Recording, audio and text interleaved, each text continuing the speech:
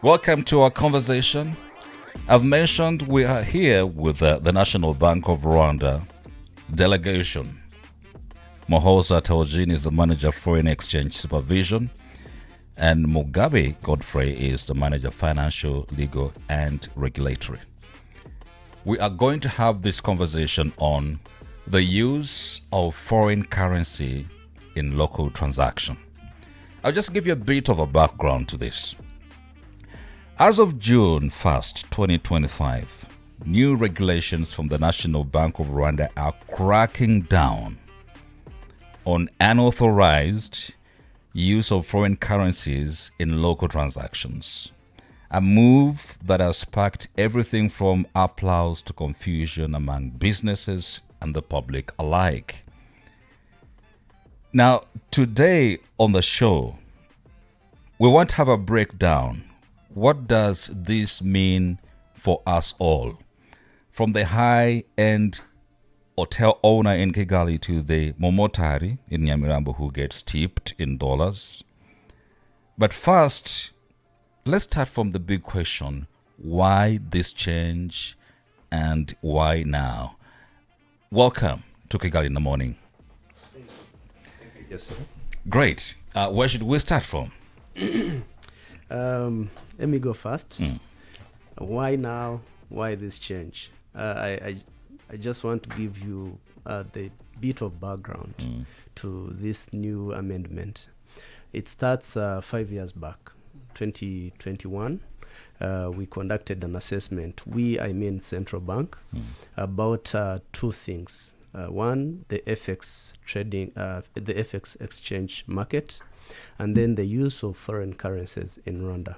Those are the two things that we conducted assessment about. So that assessment informed the regulation, the development of the regulation of 2022.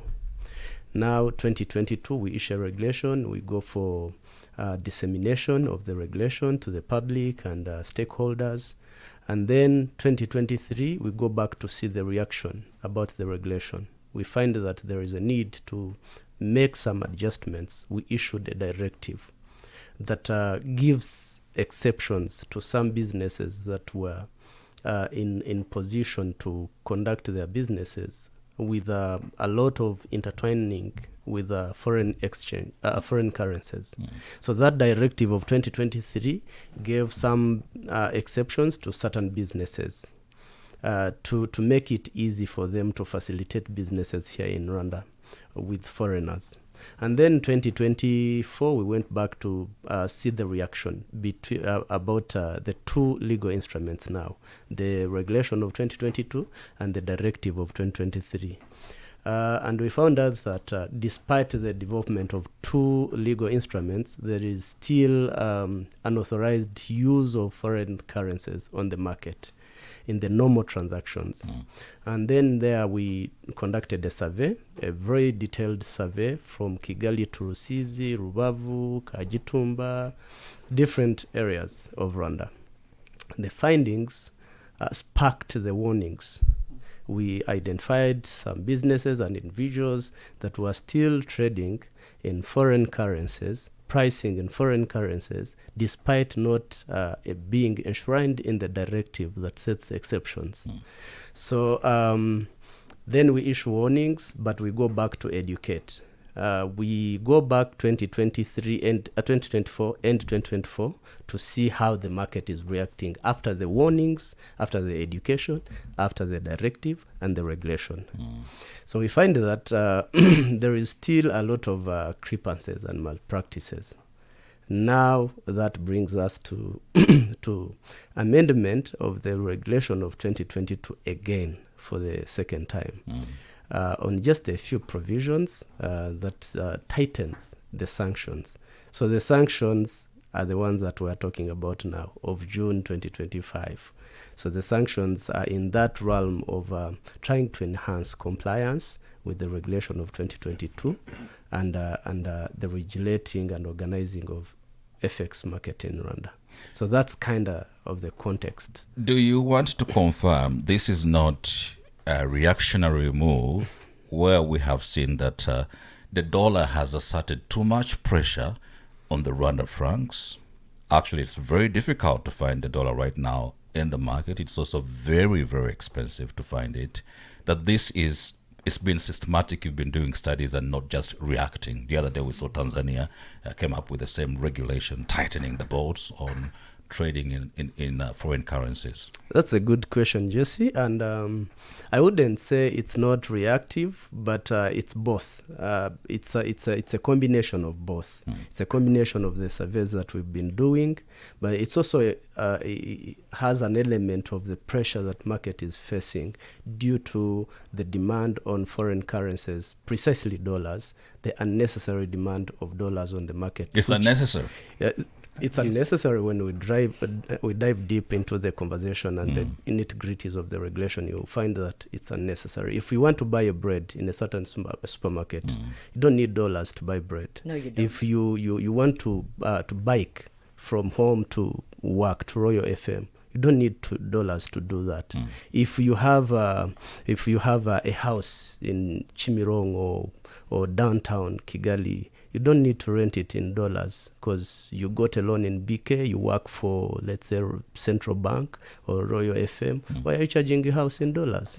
So you don't need dollars. So that is what I call unnecessary demand of foreign currency, precisely dollars, because in your daily transaction, you can live with Rwandan franc, and it suits well with the provisions of the law. There's people who've said that it's because of the imbalance in trade that we are importing a lot. So that's the need for the dollars. Actually, the demand for the dollar is driven by the need to go and purchase from outside of Rwanda. A very good question again. The amendments that we just made, there is a provision. It's a second provision in that amendment that stipulates that for the purposes of import and export, you can still use dollars or foreign currencies. You don't need an authorization from the central bank. Let it be crystal clear. If you're doing that for the purposes of import or export, you don't need any authorization from whoever. If you have a beautiful art that you want to sell to Qatar, that is export. You can price it in dollars. If you want to purchase a good phone from United States, you can still use dollars. You can still purchase that phone from the United States. That is an import. If you want to buy good furniture from Dubai, you want to furnish your house, you can still go to the bank or Forex bureau, get dollars, pay for the furnitures that you want to put into your house in foreign currency. You don't need an authorization for that. So, and that suits well in the essence of what foreign currency do to the market. Their sole purpose is to facilitate the integration, the import and exports, the movements between Rwanda and partner states. It's not for the local transactions. It's not for the breads. It's not for Wasak water. Mohozo, before you come in, I want to first have something rested here. Yeah. Banks. Yes. Always come to us and ask us to save in dollars and open USD accounts. Where does this sit with this tightening of bolts and the promotion of convert to save? Because this is within the region, within the country. Does the central bank find a concern why these banks, the commercial banks, are asking their customers to open dollar accounts? No, not really. Opening dollar accounts is clearly acceptable. You can still now go and open your dollar account, and this regulation doesn't widen to cover that element. We still want people to open their dollar account because Rwanda is yearning to become a financial hub, if I can use the word. We are doing whatever we can to entice foreigners to come and invest in our country. So we are enticing everyone to come and visit our gorillas. We want everyone to come here and visit our volcanoes. We are doing a lot of good things, and we want the world to come and see it.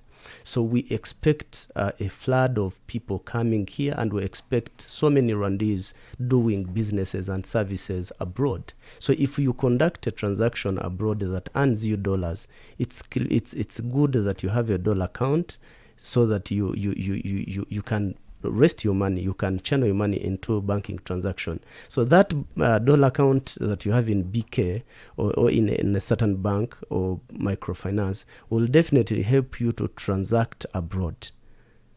So it's not a source of income that you're saving that money to generate interest rate so that you withdraw it with some charge or with some increments. No, it's a source of business. It's not a source of business.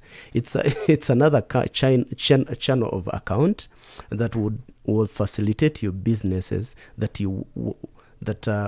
possibly you want to transact abroad. It makes it easy for you to keep your money even when you're not in the country. Yes, if we want to buy a Netflix subscription, you don't want to convert your francs to dollars to pay for that service. That is not typically Rwandan. So that account will facilitate your cross-border transactions. That's why banks and financial institutions are encouraging customers to have those accounts so that they facilitate them to connect with the world easily. Let me be your whistleblower. Please. Do you know that now the preference is save in USD or other foreign currencies, because apparently the Rwanda franc loses value at such a higher speed on a daily, and you find so many people choosing get your 1 million, convert it quickly before it loses value, and so you can stock it in your dollar savings account, all right, instead of the Rwanda francs. I find that has a way it touches into what you're trying to do. Yeah, thank you for being a whistleblower. And thank you for the information. Is he protected though? Yeah, very protected. Very protected. Royal FM is protected to be a whistleblower, and we are calling out people to be whistleblowers. That's enshrined in Article 5 of this amendment. But what I can say on that exact thing that you mentioned, saving in dollars, expecting to withdraw when there is some increment. Why is Rwandan franc diminishing or shrinking every single day? That should be the first question.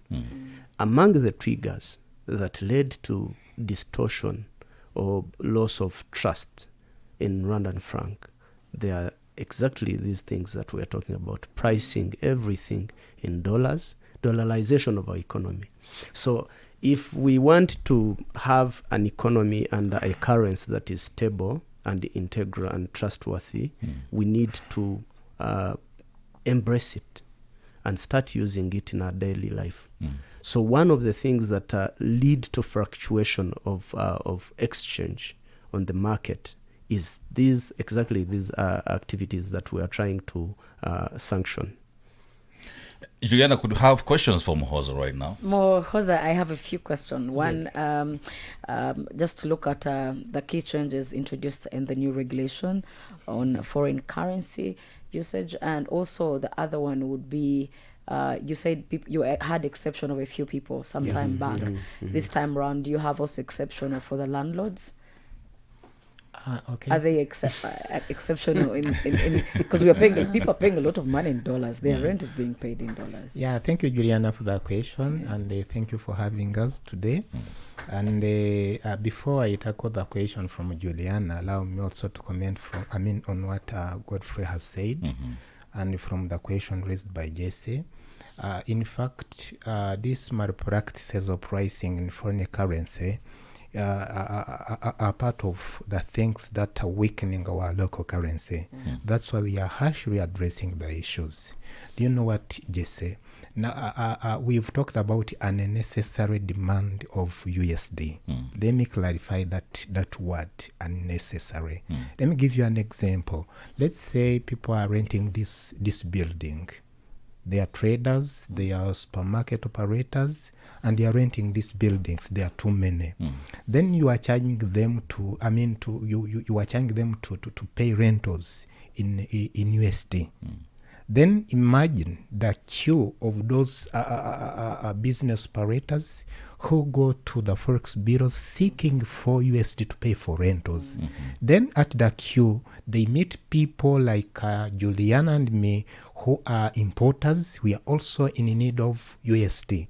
Eventually, those traders, the local traders, those that are renting these buildings, they are causing pressure on the market and causing unnecessary demand of the USD, and consequently, this may lead to an increase in exchange rate. Why? Because the demand is greater than supply.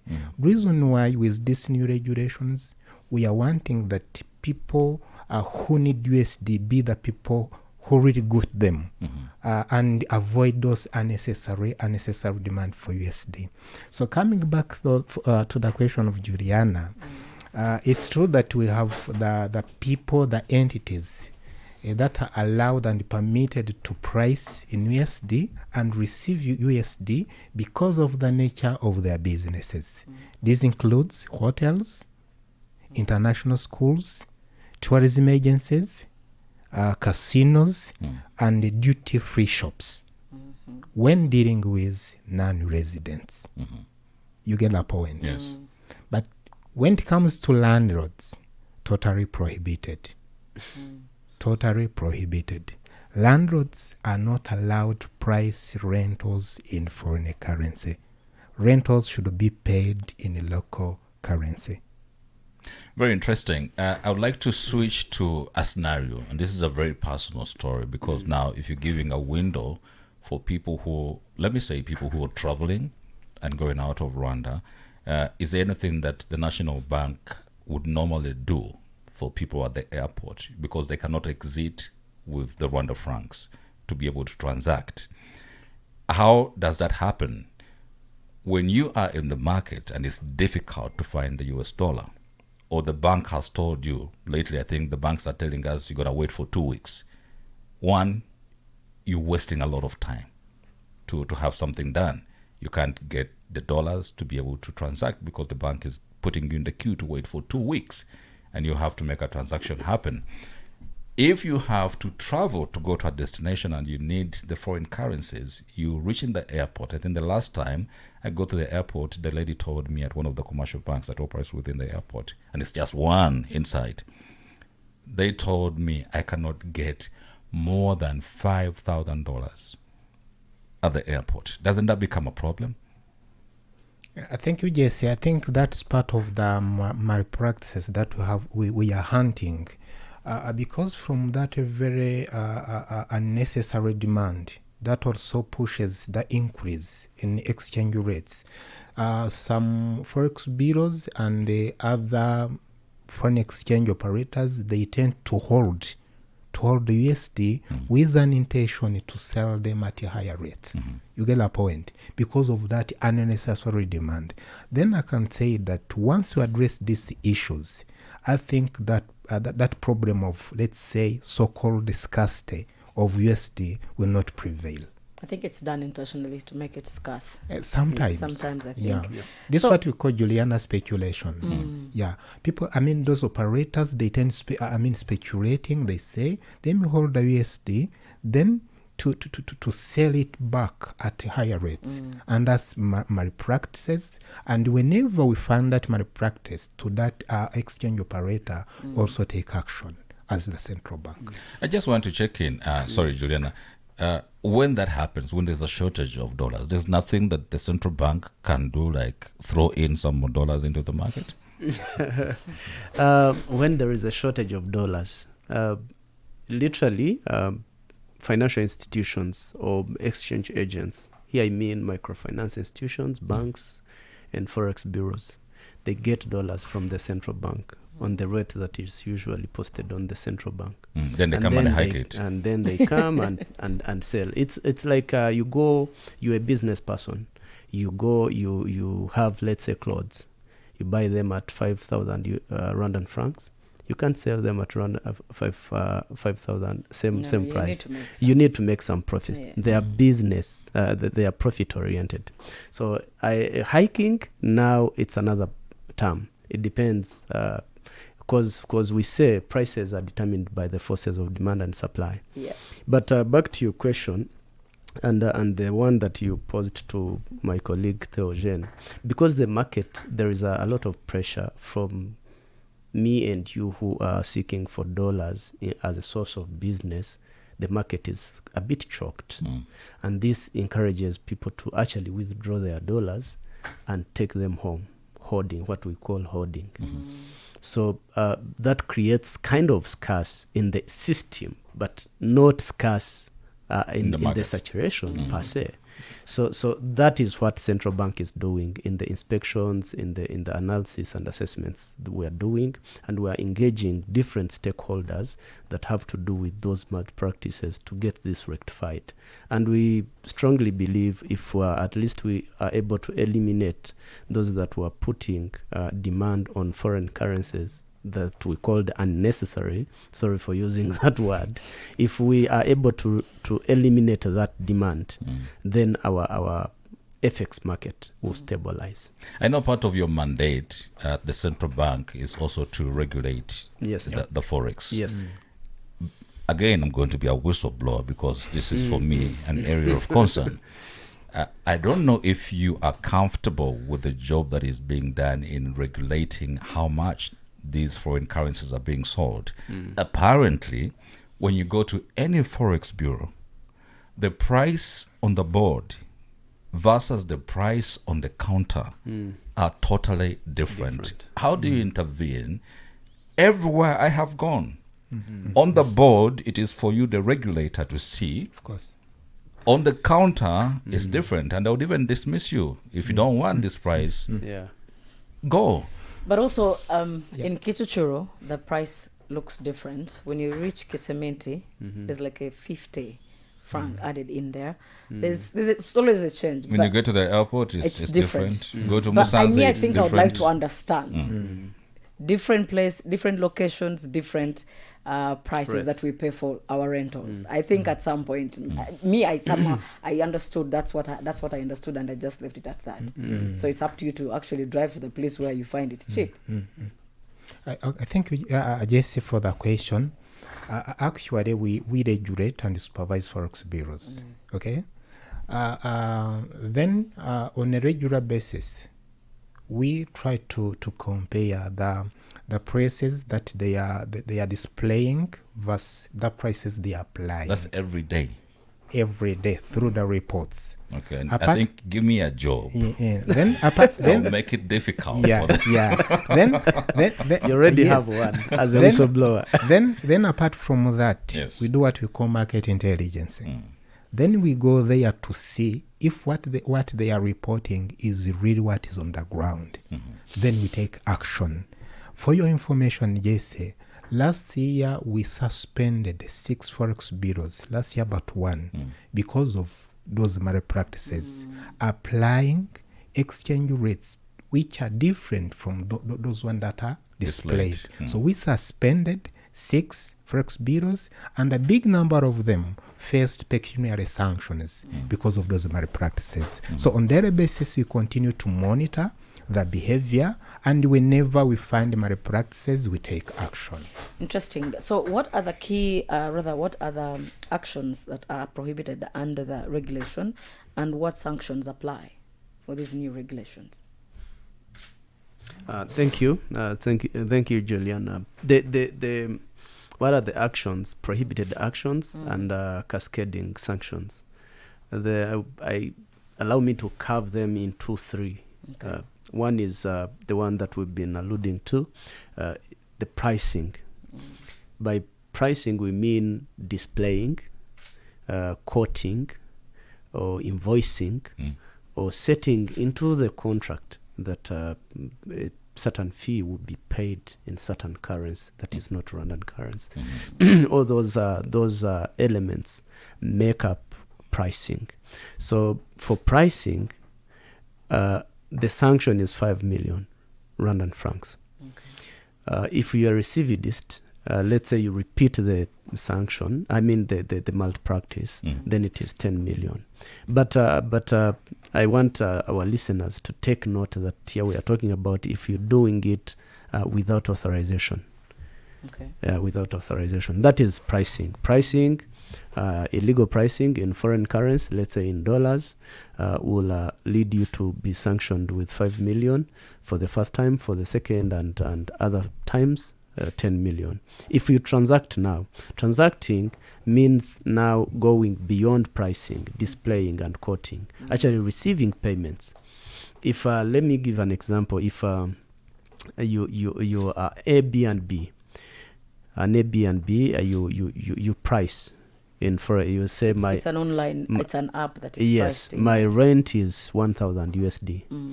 So that is pricing. But if you get a tenant and after the month and he or she gives you actually the payment, honors their payment, that is now transaction. You've gone past pricing, you've transacted in foreign currency. So that is punished with 50% of the transacted amount. If you are recidivist, it's punished with 100% of the transacted amount. The last one, yes, Jesse. The last one is the last one is talks about auctioning.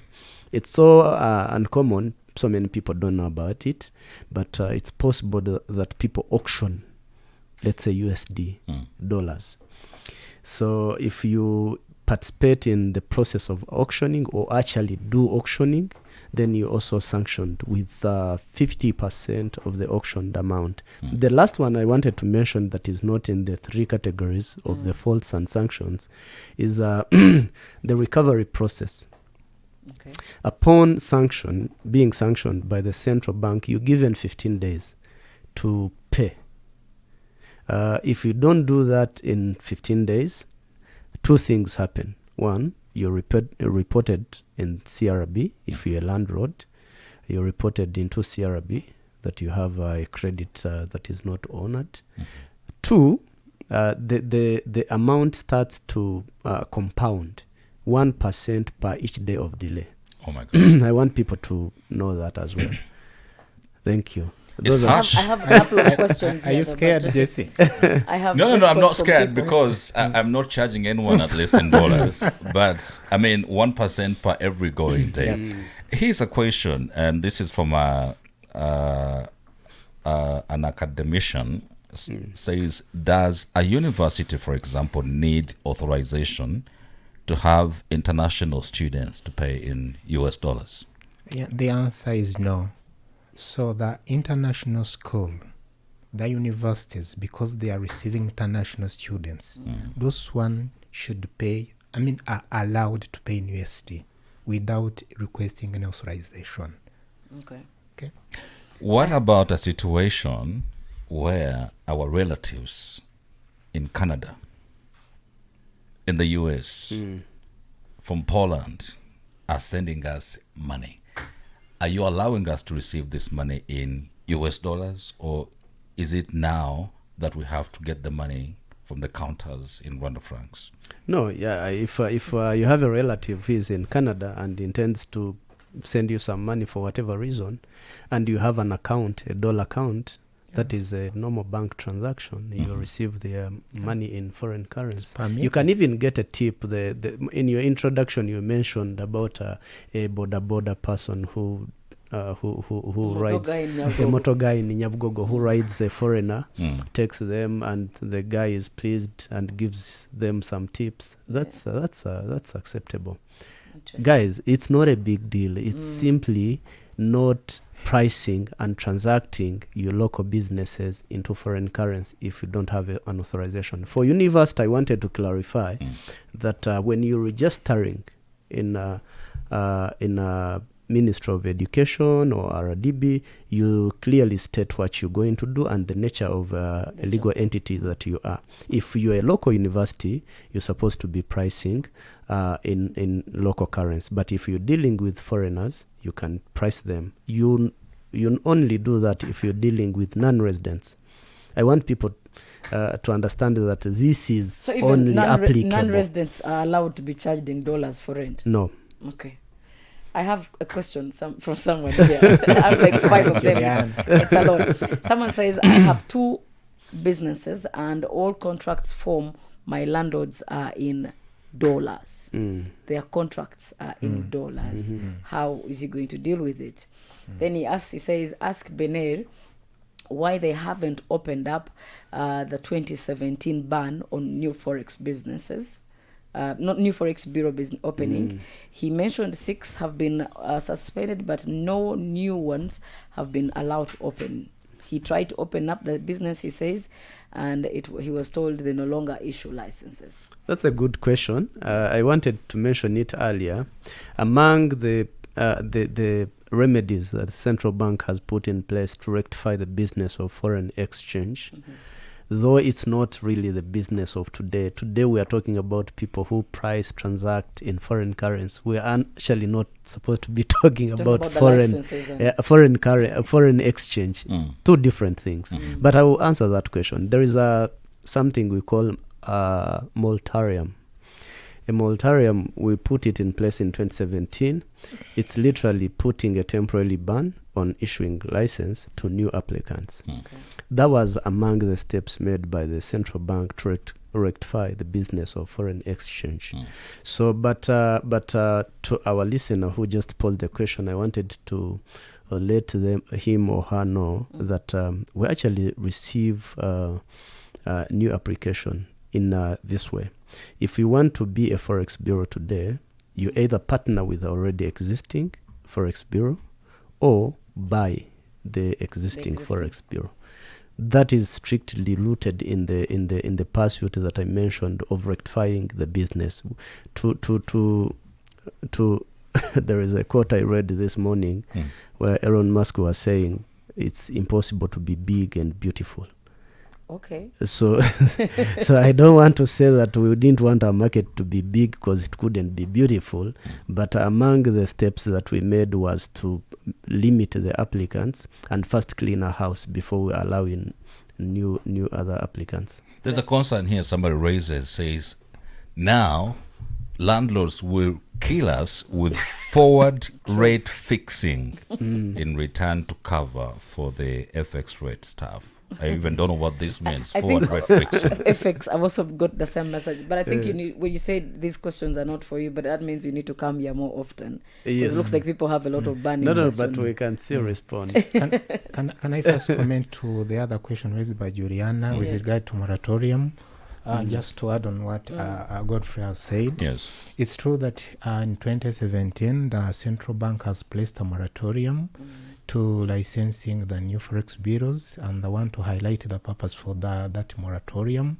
The main purpose, was to address the issue related to unprofessionalism in the sector, because by then the Forex bureaus had no MIS, Management Information System, and it was very hard for the central bank to monitor performance, but also to get data from Forex bureaus. That's one the issue that you had to address.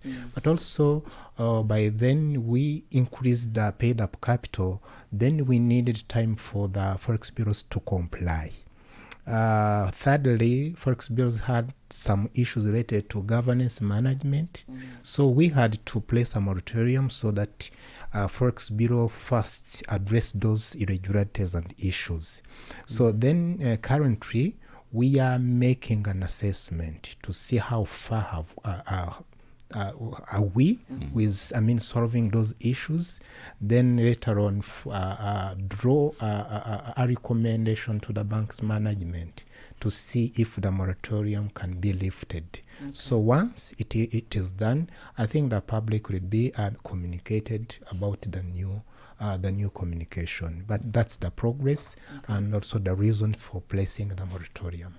Interesting. Some people are worried that this move by the National Bank could affect Rwanda's image as a friendly place for foreign investors. How do these new regulations strike a balance between national control and being open for global business? It's a good question, and I would want to tell the person who sent the question to worry not, because as I mentioned, the regulation clearly stipulates that for non-residents, foreigners in this context, are allowed to bring them money in foreign currency and to conduct transaction in foreign currency when they are dealing with authorized individuals. But again, I want to emphasize that for the purposes of imports and exports, the FX is still in play. And I wanted to. I also want to conclude by reminding everyone that this is not just Rwanda. As Jesse mentioned in his introduction, if you scan around, it's a trend everywhere. Yeah. Imagine if we went to the United Kingdom and you wanted to rent your house in Rwandan francs. They wouldn't allow. Imagine if. But I mean, also, just Two. out of respect. Just Yeah. Exactly. Two, I want to tell Jesse, we are welcoming. Our arms are wide open to everyone. Over 200 countries. We want them to come here. Imagine everyone, if wanted to bring their foreign currency, their respective currency, to be put here and start renting in their local currency, because they got their loans. If someone came here from Mauritius, another one came here from Ghana, another one came here from Qatar, another one came here from Germany, they got their credits from their respective banks and they want to charge in their domestic currency so that they smoothly pay their loans. Imagine what would happen in this economy. So so I want to tell everyone that it's actually unprecedented. We don't have such a country that doesn't have a domestic currency that concludes local transactions within the country. But for the purposes of import and export, for the purposes of foreign trading and integration, for the purposes of onboarding foreign traders, the foreign currency is still in play. What happens when for instance, I am on a contract, it's in USD, the contract is running for 2 years, and now Benin is coming to stand in my way to stop earning in dollars, or if I'm the company and I've issued out contracts, these tour operators, they've already sent out their rate cards, they're high-end retailers, they've operated in euros and USD, there are universities here who are paying their staff in USD. What is the message to these kind of people? The message is straight and simple, Jesse. Cancel the contract. No. No. That's not the Get paid in francs and exchange it to dollars. that's It's not the just- message. It's not the message. Of course. Yeah. So What's the the message is simple. If you feel like, I mean the business, the legal entity, the university that you just mentioned, if you feel like in your daily operations, you need to conduct transactions in foreign currency rather than Rwandan francs, just come for authorization. Present your case, get authorization from the central bank. It is as simple as that. Which office? The central bank. Central bank. Hey, Central Yes. bank. Can you allow me to Yes. comment also on the other issue of foreign investment? Okay. So I would say, just to complement, to what Mugabe has already said, Rwanda is still open to foreign investment. That's one. Two, I don't see that this regulation will undermine the foreign investment in Rwanda. No, because we have adopted a balanced approach. Okay, we don't have not an outright prohibition. You get the point?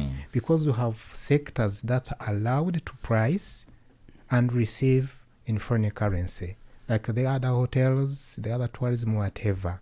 But also, these restrictions are coupled or paired with what I can call exceptions, as Mugabe has already said. Exceptions are there. If your business, you think that you want to price and conduct your business in foreign currency, come to the central bank, apply, because you have the requirements. Then we shall look at those requirements and see that if you qualify, then we give you a waiver. So I would say that restrictions are paired with some exemptions. When you request and you analyze case by case, then we give you a feedback, either you are allowed or not allowed. Are there scenarios where you are a local company is employing expatriates and these expatriates want to be paid in dollars because they're on short-term contracts, like for 1 year, Yes. 2 years, and they have to go? That's allowed. Yes, and we've issued some authorization to do that before. Okay. Let's look at the other question. Because you're dealing with non-resident. Yeah. So this applies also to the landlord, because one landlord who had sent a question asking that the tenant is an expat, they pay in dollars, we agreed on it. Is he breaking the law? So the tenant is Is a foreigner. a He's a foreigner, he's an And- expat, and they agreed he pays in USD because he's receiving his payment. Now that you allowed his employer to pay him in dollars, he also pays the landlord So, in but the dollars. employer, his employer has an authorization. Then let the landlord have an authorization as well. Because Yeah, these are two because also different the- contracts. Also, we These need are to- two different the contracts. landlord has to pay taxes also. Yeah, we they are not need to know how intertwined. much. Yeah. Interesting. Yeah. Yeah. And the fines. Some people find these fines to be very steep for business found guilty. Why is the National Bank choosing penalties as high as 10 million and even 100% of transacted amounts? Isn't that too harsh? This is actually more harsh than what RRA would penalize for missing a deadline on tax declaration. Yeah. Thank you, Jesse, and thanks to the listeners who flooding in their questions. This helps us to achieve our target of disseminating this regulation and getting it reach everyone. But I wouldn't use the word harsh. They are rather deterrent. They're not harsh. They are deterrent. It would be unfair for the central bank to issue a regulation that is harsh. It's rather deterrent. So I want to also give a context of the purpose of the regulation, of the sanction. The sanctions are there for three things: rehabilitation, education, and deterrence. I want to punish Jesse so that so that Juliana doesn't fall into the same trap. But in a literal form, what I would say, even after issuing the regulation, the sanction regime, we are doing this with Loyal FM. We are disseminating, we are educating, we are publicly issuing short memos that will help people to comply. What we are looking for is not 10 million, 5 million, whatever amount that you put there. That's not what central bank is looking for. What central bank is looking for is education and everyone to understand the nitty-gritties of these malpractices and how in the long run it comes back to all of us as Rwandese. So we are looking for education. That's why I gave you a short background of how we first issued the regulation, then gave an exception, then did the dissemination, then issued warnings, not fines, warnings, and then went to radio stations to disseminate again the findings of the surveys, then conducted surveys. So we've been doing this because we are rotating around the sanctions and we are not imposing them. But now the sanction comes in as another form of education. So we are not compliance is free. It's not a single coin. So if 10 million is too much for you, then comply. Choose the otherwise. You see, when the national police introduced the street cameras, Yes. at first these cameras were in hidden places. Yes. Actually, sometimes they would be random. They would move it and place it in a place you do not expect them. Then later on, after public outcry, they started to put signage that shows ahead Camera ahead. Is a Sophia Camera ahead. at this speed to give you a warning so you can be cautious not to crash in. What is Benel doing as you bring up all these fees and penalties? And I know you'll be doing now market, check-ins. Do you want to notify people that on Monday, this is when Benel comes to the market to check in, or do you want to be random? I know you don't But want when businesses you give people a also warning, it's just you're not helping. When you say you notify them and tell them we are coming on Monday, of course you can't. You can't. you just want to be random. No, Yeah. that's a good question, Jesse. But one of the steps that I like the metaphor of hiding camera and putting it now in visibility. So what we are the first step that we are doing Yes. is this one, the conversation we're having with Jesse and Juliana. We are literally showing them the cameras, pointing flashlights, that guys, regulations are already out. These are the actual prohibited actions. These are the cascading sanctions. After here, we are going to now start issuing short memos on our websites telling people do's and don'ts, reminding them what the regulation is providing for and about the sanctions. And we are intending now to work with law enforcement agencies for awareness. In the first phase, awareness. So we are doing this for awareness purposes and education purposes. So we want to run this for a certain period of time, so that this regulation first gets to at least everyone. They understand the nitty-gritties of the regulation. This, I find it as putting the cameras now on the road with a signpost. Of course. So after that, we will maybe take time, not maybe, we will take time to go and check if people now have understood the regulations. If they've not, we will start now imposing the regulation. And as a regulator, that's the mandate you gave us, you, the public. If we don't do this, we are failing our mandate that you gave us. You will hold us accountable. What do you foresee? To make sure they don't go without answering his question. Which one is that? Which he says, I have 2 businesses and all contracts from my landlords are in dollars. However, one landlord has forward fixed the FX rate at a certain rate and converts to Rwandan francs. Yes, and then he goes on and says converts Rwandan francs, and he says second one uses monthly binary selling rates as one of the debt on payment end month.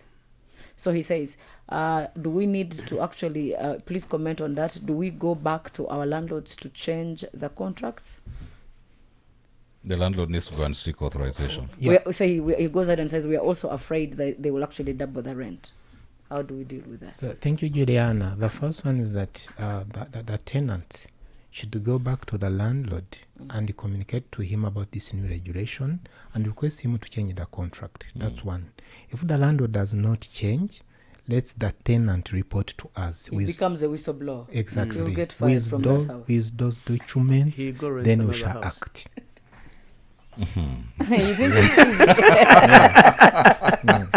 You think it's easy like that? It's very easy. And Juliana, we Jesse, shall treat that information with confidentiality to protect him.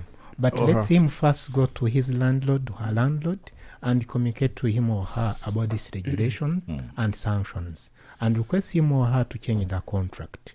If not, report all the documentation and evidence to us, then we act. Because, Juliana, the landlord seeing the FX rate of central bank and converting the rent fee into the current rate, it's none of his or her business. That landlord is not in the business of foreign exchange. So that is one. Two, setting prices in the contract, fixing prices, the rental fee in the contract in foreign currency is what I called pricing. Literally, the landlord, legally and literally, the landlord is pricing in foreign currency, in dollars, without authorization of the central bank. So does this regulation concern the landlord? Undoubtedly, yes. So what should the landlord do? The landlord should go seek the authorization. What should the tenant do? The tenant should go to the landlord to tell them to change the contract and put it in the currency that is supposed to be in. I just got an invitation for you from the Vice Chancellor at Mount Kigali University. Says this is important information, and so he's requesting if you and the central bank could come for a public lecture at the university hosted by the School of Business. I think I will talk about that off the microphone, off the mic as we get out of here. Okay. But question, this is someone who says that other countries like Nigeria have pushed for similar agenda, similar restrictions, but they faced a black market growth. What is Rwanda going to do differently to avoid pushing foreign currency use underground? Okay, that's a good question, and I like the question. It's in form of concern. he or she, the person sent the question, is looking for compliance and is worried. What if we push this and lose this? What if we push this one and becomes a terrorist? So part of the measures that we are taking is educating, not forcing people to comply with the regulation. We don't want them to swallow the regulations and comply. Compliance and changing is two different things. So we are doing education. We are trying to educate people as much as we can, and we are calling out the public now to take part of this through education and awareness and dissemination. That is one. Two, the second step, we are partnering with both law enforcement agencies and other stakeholders to now try to see if there are none hiding behind the curtain doing the black market. We've been doing these operations. It's part of our daily job.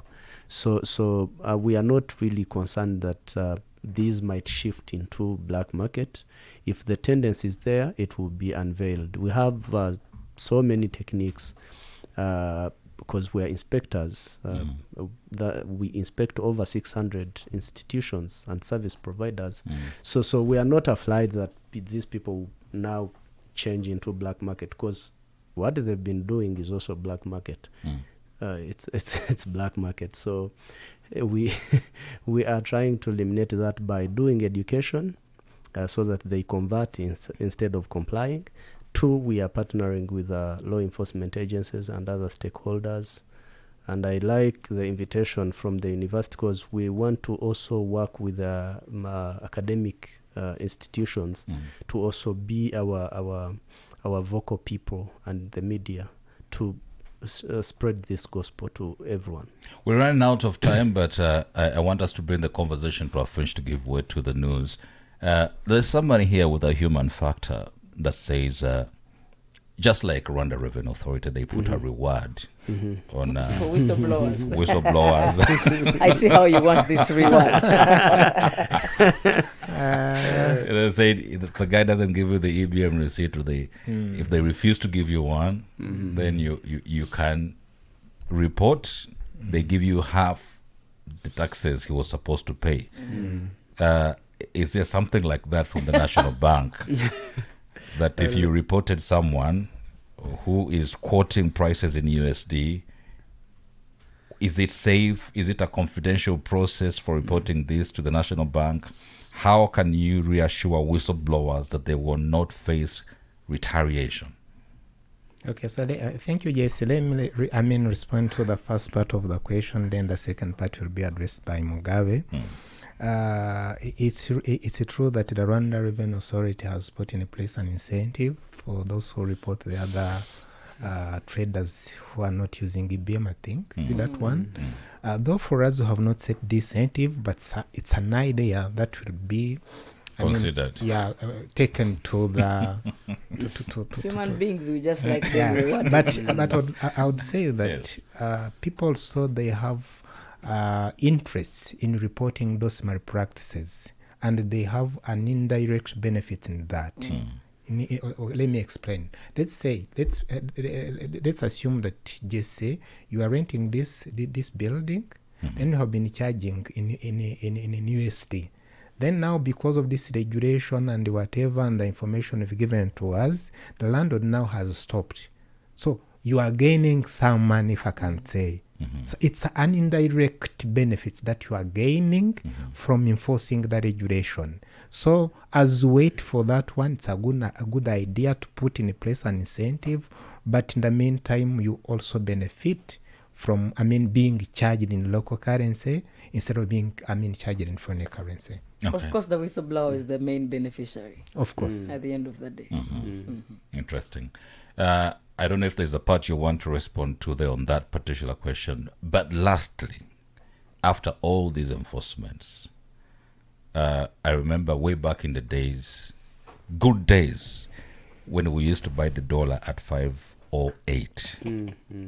very interesting days. So those are all Yes, days. the word is good old. Old Good old days. days. Good Old old is days. not In having a similar conversation on the possibility that the price of the dollar could ever come down, somebody told me, forget Why? that it's not likely.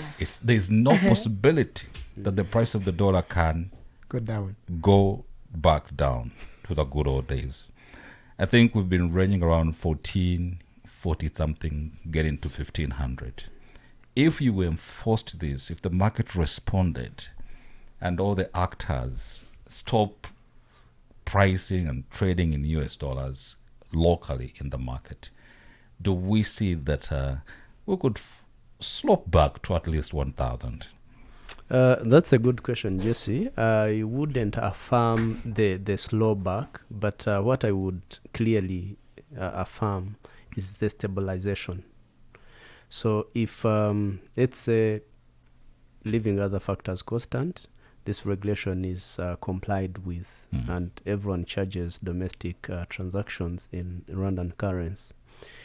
One, it will give us an advantage of not hiking prices on the market. The prices will be stable. That is what we believe. The rental fees will be stable because what they charge you as $1,000 today, this month June, it's not going to be the same $1,000 in July. So the prices will stabilize. But even the fluctuation of the rate of Rwandan The foreign currencies. foreign currency will also stabilize. So there are so many good advantages that are in the enforcement of this regulation, but the major two that go direct to the life of a normal person, mwananchi, is that the prices will not fluctuate as they are doing now. Two, the rate in which we exchange our currency with the dollars will also stabilize. If I'm to import things from abroad, I will benefit. It will stabilize undoubtedly. There's a concern here. I hope I can stop on this one. Yes. That fine, if the dollar has gone that high, is it possible at least for the franc to gain strength over the Kenya shillings, the Tanzanian shilling, the Ugandan shillings, so that it's a bit easier? Yeah, it's it has a cascading effect because Kenyan shillings, Ugandan shillings, Burundian currency, francs, they also gain muscle depending on the USD. USD. So if USD is stabilized here, we strongly believe that even the other cascading foreign currencies will stabilize.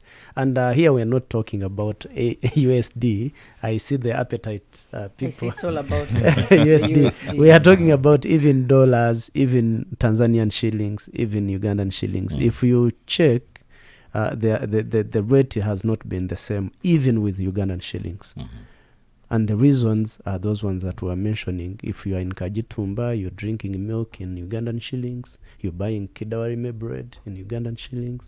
If you are in Burundi, close to Burundi, you're buying fruits in Burundian shillings, franc.